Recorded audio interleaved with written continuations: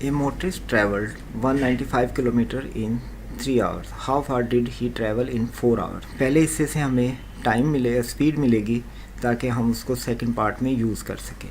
तो first part में distance है 195 और टाइम है 3 आवर्स. तो स्पीड होगी distance over time divided by 195 divided by 3.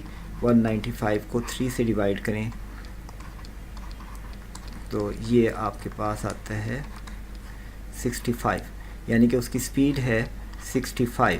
अगर स्पीड 65 हो और टाइम 4 आवर्स हो तो टोटल डिस्टेंस होगा स्पीड मल्टीप्लाइड बाय टाइम. इसको 65 को अब आप 4 से मल्टीप्लाई करें 260, जो कि ऑप्शन डी में दिया गया है.